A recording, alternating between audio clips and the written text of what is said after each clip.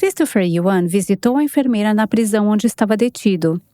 A enfermeira escreveu más notícias em um pedaço de papel e deslizou para ele.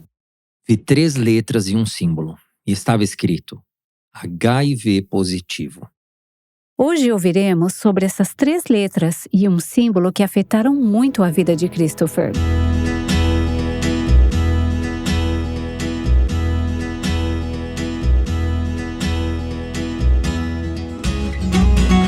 Este é o Aviva Nossos Corações, com Nancy DeMoss Wogemuth, na voz de Renata Santos.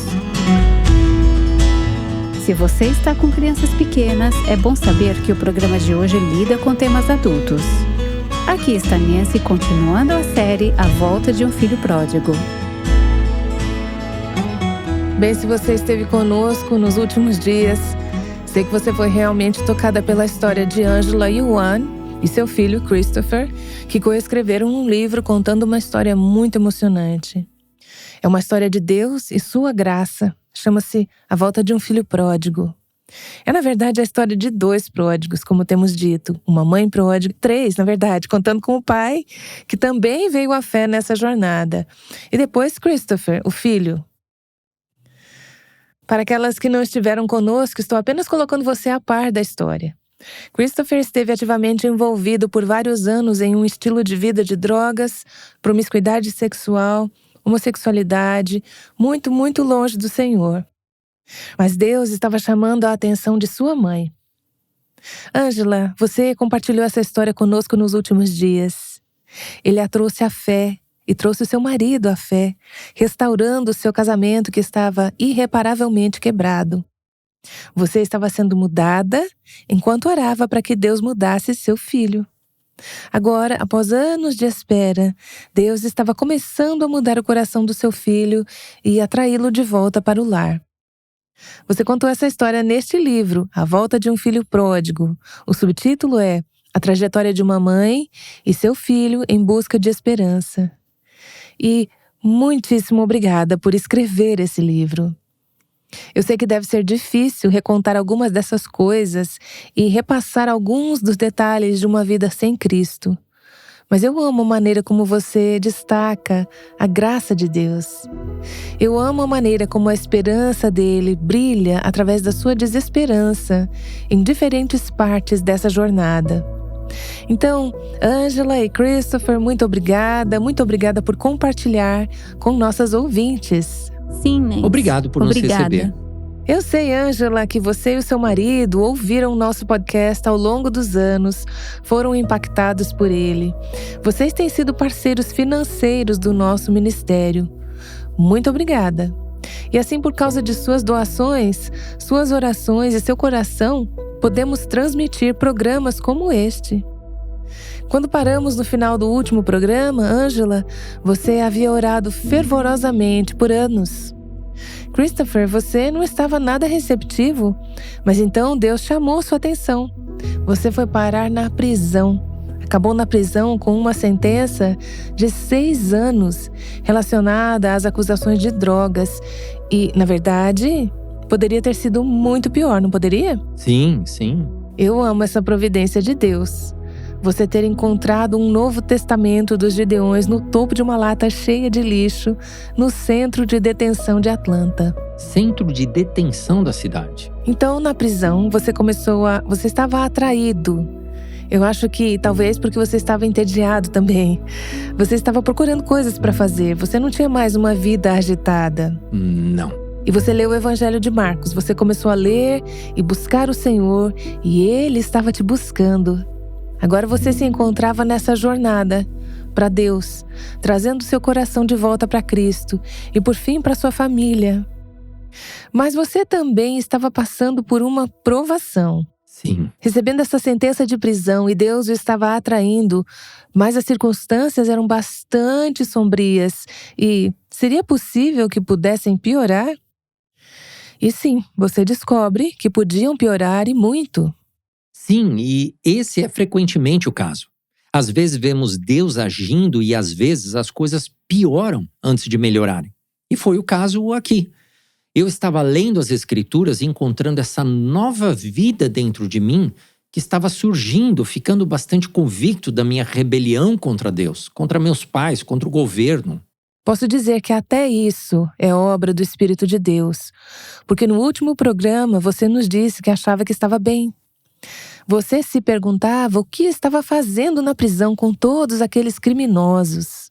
Eu conseguia justificar a venda de drogas, a promiscuidade. Eu conseguia justificar tudo isso. Então, está certa, era realmente… A convicção do Espírito Santo. Sim, a convicção do Espírito Santo me dizendo que eu estava me rebelando contra Deus. E o poder da palavra em abrir os seus olhos. Acho incrível quando penso em como Deus usou as Escrituras para trazê-los à fé. Não foi por meio de nenhum grande plano ou orador. Sim, frequentemente as pessoas perguntavam: quem o trouxe à fé? Quem compartilhou o evangelho com você? Foi algum ministério? Foi um ministério na prisão? Eles perguntavam para minha mãe. Foi o fio condutor que percorre nossas vidas e nossa jornada de fé em Deus. Foi a palavra de Deus, foi a Bíblia, foram as Escrituras. A eficácia de qualquer ministério, a eficácia de qualquer método de evangelismo não está em quão bom soa ou quão bem é administrado. É o poder do evangelho, é a palavra de Deus. Creio que não consegui realmente me aprofundar em nenhum dos ministérios que estavam presentes lá. Os ministérios prisionais e as pessoas que entravam, os voluntários, porque eu ficava entrando e saindo de diferentes cadeias e prisões. A única coisa que foi constante durante o meu tempo na prisão foi a palavra de Deus. Em todos os lugares que eu ia, mesmo que eu não pudesse levar nada comigo, mesmo que eu não pudesse trazer nem as roupas que eu estava usando, sapatos, nada. Em todos os lugares que eu ia, pelo menos podia encontrar a Bíblia do capelão. Então eu estava lendo as Escrituras e elas estavam me convencendo. Eu estava percebendo que as coisas estavam ficando mais e mais sombrias porque eu era um pecador. E antes disso, eu não achava que fosse um pecador. Bem, as coisas pioraram. Um dia, cerca de 2 semanas após estar na prisão, fui chamado ao consultório da enfermaria. Eles sempre fazem um check-up de saúde quando trazem as pessoas para a prisão. Chamaram somente a mim. E eu sabia que aquilo não era normal. Normalmente, quando fazem um chamado de enfermagem ou levam as pessoas ao hospital, sempre é um grupo de pessoas juntas para economizar tempo. Mas eu sabia que algo estava errado quando chamaram apenas o meu nome. Me algemaram, me levaram para o hospital e fiquei lá sentado no consultório da enfermaria. Eu sabia que algo não estava certo porque ela estava nervosa. Estava suando frio e não sabia o que dizer. Na verdade, ela nem conseguia me dizer. Escreveu algo em um pedaço de papel e o deslizou pela mesa até mim. Eu olhei para este pedaço de papel e vi 3 letras e um símbolo.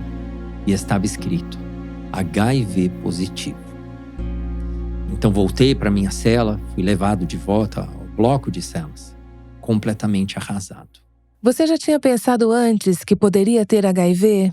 Bem, a coisa engraçada é que antes, enquanto eu estava chapado e vivendo a vida agitada, eu pensava que talvez tivesse.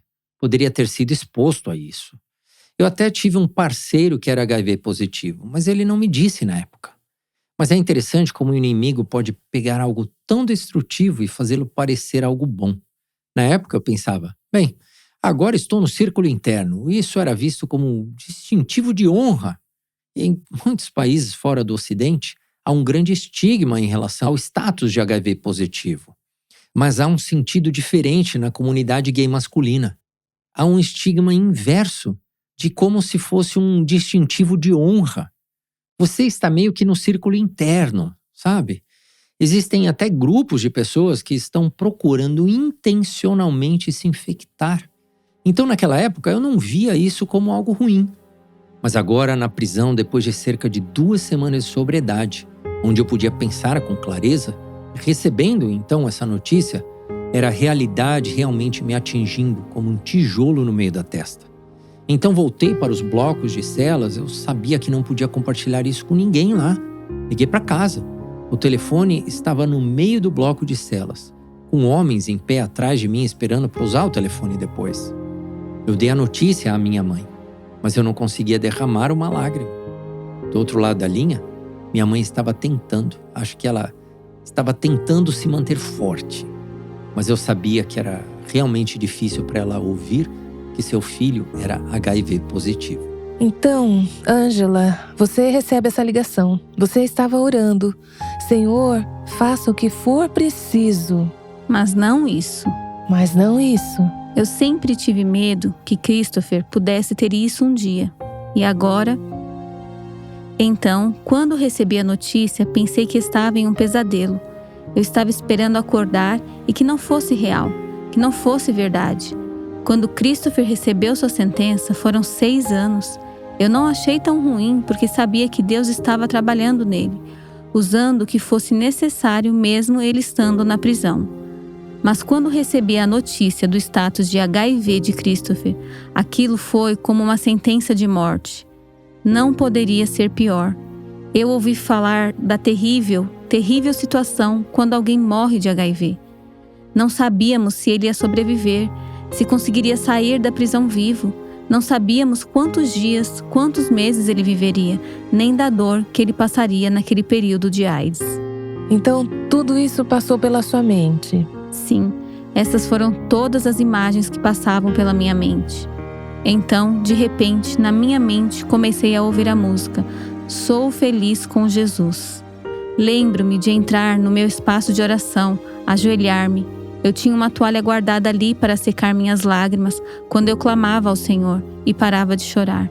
Eu enxugava todas as minhas lágrimas e imaginava Jesus segurando um pote para recolhê-las. E a música Sou Feliz com Jesus soava em minha mente. Isso foi no meio da noite e ela continuava soando. E eu disse, sim, Jesus, está tudo bem com a minha alma. Se paz a mais doce me deres gozar, se dor a mais forte sofrer, ó seja o que for, tu me fazes saber que feliz com Jesus sempre sou. Sou feliz com Jesus. Sou feliz com Jesus, meu Senhor. É algo incrível pensar como, no meio de circunstâncias tão escuras, dolorosas e inexplicáveis e aparentemente sem esperança, as nossas almas podem realmente estar bem, porque temos Cristo. Sim. E quando o temos, há esperança. Mesmo que as circunstâncias não tenham um final feliz aqui na Terra, sabemos que há esperança para nós além desta vida. E essa esperança Deus estava dando a você no meio dessas circunstâncias, Ângela. E também estava no processo de trazer você para si, Christopher. Você estava nessa jornada, buscando o Senhor, e Ele te buscou quando você não o estava buscando. Agora, você está atordoado com essa notícia de que é HIV positivo. O que acontece em seguida? Bem, recebi uma sentença de 6 anos. A princípio, eu estaria enfrentando uma sentença de 10 anos à prisão perpétua. Fui transferido da cadeia naquele momento e estava a caminho da prisão, onde começaria a cumprir minha pena, esses 6 anos. Antes de fazerem isso, você fica neste lugar de transição, meio que uma cela temporária, esperando pelo ônibus ou avião chegar para embarcar. Fui colocado em uma cela totalmente nova. Deitei-me lá, não havia mais ninguém na cela. Eles me mantiveram lá, onde você fica trancado 24 horas por dia. Supostamente, eles deveriam te deixar sair por 1 hora, mas na maioria das vezes as pessoas ficam na cela por 24 horas. Eles me mudaram para essa cela. Eu me joguei nessa cela completamente arrasado. Acabara de receber a notícia de que fui condenado a 6 anos. Depois de receber a notícia de que era HIV positivo. Eu deitei, olhei para a beliche de metal acima de mim. Havia rabiscos de grafite e vulgaridades, sinais de gangue. Em meio a tudo isso, vi algo escrito. Estava escrito: se estiver entediado, leia Jeremias 29:11. Nancy, eu não tinha ideia do que era Jeremias 29:11. Eu estava apenas começando minha jornada com o Senhor. Eu só tinha aquela Bíblia dos Gideões, que continha os Salmos e o Novo Testamento. Eu pensei que fosse um versículo da Bíblia. Então, me levantei, olhei ao redor da cela, aquela cela totalmente nova, e havia um pequeno armário. Eu o abri, vi pratos, lixo, copos e coisas. Eu remexi e vi um livro lá atrás. Era uma Bíblia, não apenas o Novo Testamento, mas a Bíblia toda. Eu a puxei, tive que ir ao índice para descobrir onde estava Jeremias. Eu abri e li. Porque sou eu que conheço os planos que tenho para vocês, diz o Senhor. Planos de fazê-los prosperar e não de lhes causar dano. Planos de dar-lhes esperança e um futuro. E continua dizendo como Deus o chamaria de volta de onde o colocou no exílio. Poderia ter sido qualquer versículo que quem quer que tivesse rabiscado naquele beliche de metal escolhesse. Qualquer versículo em toda a Bíblia. No entanto, Deus sabia que de todos os versículos, no meu momento de maior desespero, eu precisava ouvir isso. Ele usou essas palavras para me dizer que eu ainda tenho um plano para você. Não importa o que você fez no passado, não importa por onde você foi, não importa quem você pensa que é, eu tenho um plano para você. Isso era o que eu precisava ouvir naquele momento. Porque eu não tinha esperança, não tinha um futuro, mas Deus estava dizendo que eu tinha uma esperança e um futuro. Mesmo que fosse isso que eu precisava ouvir. Eu ainda não tinha ideia do que aquilo significava. Nenhuma ideia do que seria esse futuro. Então eu apenas me agarrei a essa promessa.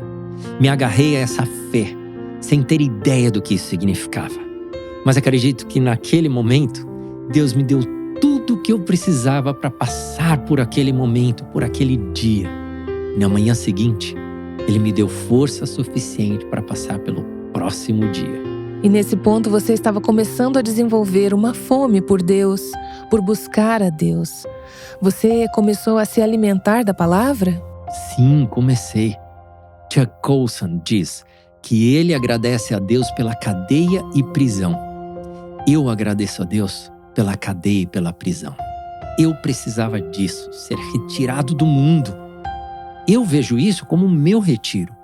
Assim como minha mãe teve o retiro dela por 6 semanas, meu tempo na prisão foi o meu. O seu foi um pouco mais longo. Acho que a razão pela qual o meu foi de 3 anos foi porque eu sou tão cabeça dura. Levou mais tempo para Deus me alcançar. Mas foi incrível porque eu não tinha que me preocupar em cozinhar. Eu não tinha que me preocupar em pagar contas. Eu não tinha que me preocupar com o emprego.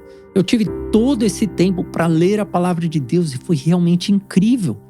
Deus estava me mostrando os ídolos que eu tinha em minha vida tão claramente.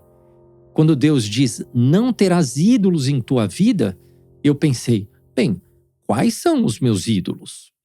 E foi tão óbvio, imediatamente, bem, as drogas. Essa era a minha idolatria. Essa era a minha idolatria, pois eu era viciado nisso, eu me drogava todos os dias. E surpreendentemente, com o passar do tempo, toda aquela influência que as drogas tinham na minha vida se foi. Mas curiosamente não aconteceu da noite para o dia. Parece que foi uma transformação mais gradual, ao longo de um período de, digamos, meses? Eu diria até mesmo ao longo de 1 ano ou 1 ano e meio. Foi muito gradual. Acho que todos nós passamos por transformações diferentes. A da minha mãe foi quase instantânea em maio de 1993. No que parecia um momento, minha mãe deu uma guinada de 180 graus. Mas para mim, foi muito gradual. Demorou um tempo para eu conhecer a Deus primeiro, saber o que Ele fez, quem Ele é, conhecer seu caráter e então conhecer a mim mesmo, saber como eu precisava de um Salvador e identificar os ídolos em minha vida. E isso levou muito tempo. Acho que a última barreira para mim foi a minha sexualidade. E isso foi um processo e uma jornada ainda mais longa que Deus o levou a passar. E eu quero ter tempo para você compartilhar como as Escrituras e o Senhor e o poder de Deus começaram a mudar o seu pensamento sobre a sexualidade. Não poderemos fazer isso no programa de hoje por uma questão de tempo, então eu quero perguntar se você e sua mãe poderiam voltar para mais um programa e compartilhar o desenrolar dessa história. Não é o final da história, porque a história ainda está sendo escrita nas vidas de vocês dois e na minha também. Mas há outro capítulo aqui sobre a libertação de Deus em termos de sua sexualidade e também de sua restauração à sua família. Então espero que nossas ouvintes voltem conosco para o próximo episódio do Aviva Nossos Corações. Juntem-se a nós novamente no próximo episódio do Aviva Nossos Corações, enquanto continuaremos a ouvir a história de Angela e Christopher Yuan. Segunda-feira encerraremos essa série quando Christopher tem uma grande revelação. Enquanto eu lia as Escrituras, percebi que havia colocado minha identidade na coisa errada. Minha identidade não é gay, não é homossexualidade, nem mesmo em ser heterossexual, por sinal. Minha identidade, como filho de Deus, deve estar somente em Jesus Cristo. Lembre-se de participar do desafio de 30 dias de oração pelos filhos pródigos. Clique no link no final dessa transcrição para ingressar no grupo do WhatsApp do Aviva Nossos Corações e receber um conteúdo guiado para te inspirar a orar por essa pessoa. Você está convidada a voltar para ouvir o próximo episódio do Aviva Nossos Corações e conhecer o desenrolar dessa linda história de redenção. Tenha um excelente final de semana.